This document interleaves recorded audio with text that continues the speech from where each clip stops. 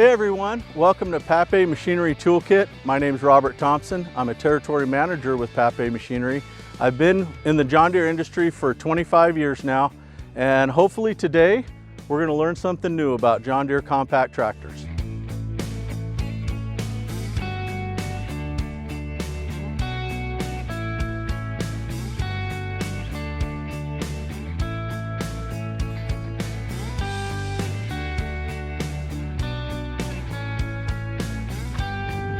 All right, welcome back everyone. It's now fall. We're thinking about winter. We're going to need to get that snowblower put back on and get prepped up for our winter use. As you can see, we've already got the loader removed. There is a video on that, loader removal. And now we're going to get ready to put the snowblower back on. If we did our job last spring, we've got everything prepped and ready to go. Should be a pretty easy install. We're going to go through that now. This process will be for all 1 Series tractors and 2025R. So let's get after it. We're going to start off with our first bracket here. You're going to see that we have this top silver pin. We're going to remove this ring. Remove this pin. We got these knobs here are going to slide into our groove right here. We're going to slide that up in there. And right here, you'll see this pinhole. We're going to slide this in all the way through and reinstall our ring. We do have one wiring harness back here we're going to plug in. Don't forget to do that. All right, we're plugged in. Now at this point, we're going to install the drive shaft. I want to make note that the end of this drive shaft is hex shaped and the bearings also are hex shaped. So we're going to have to try to slide that in there. It can go one of two ways, really easy or a little less easy. So let's get that. We're going to need to get underneath, lay down and try to slide this in.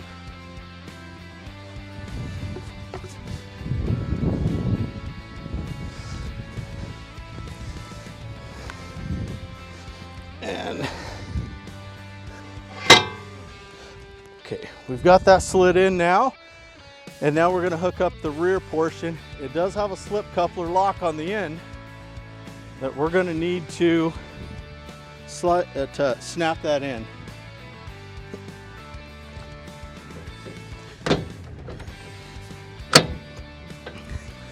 Once you think you have it on, you're going to need to give that shaft a little tug. Make sure it's locked on there solidly. Next portion, we have this bracket that's going to interface here with the front of the tractor. We have this silver rod. It's going to sit in this channel right here at the top.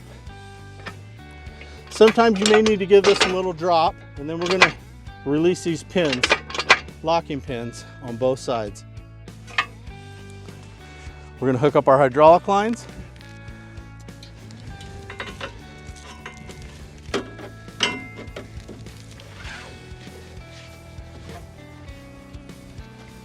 Now, these are color coded, so you know exactly which portion it goes into, which coupler.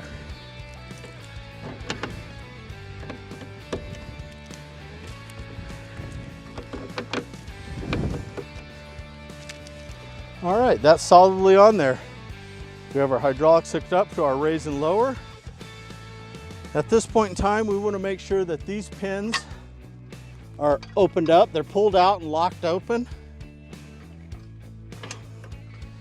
And we're ready to hook up the snowblower head. What I'm going to do is I'm going to pull forward. I'm going to look along the side here.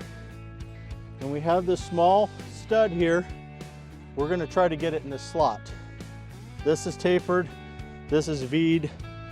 Should go pretty smoothly.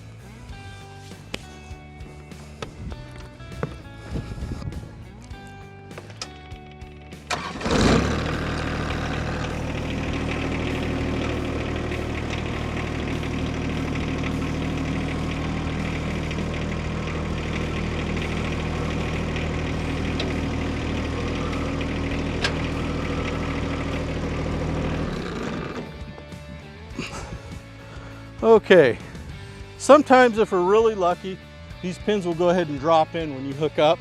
If not, you want to make sure that these get released and that those pins get snapped in solidly.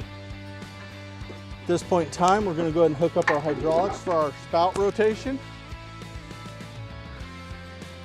And we'll just feed these through here.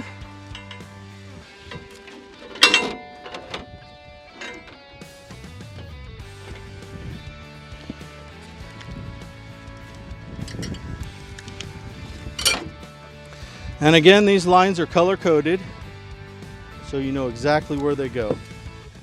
Little tip, I usually try to start off with the hardest one to get to and work my way to the easiest one to get to.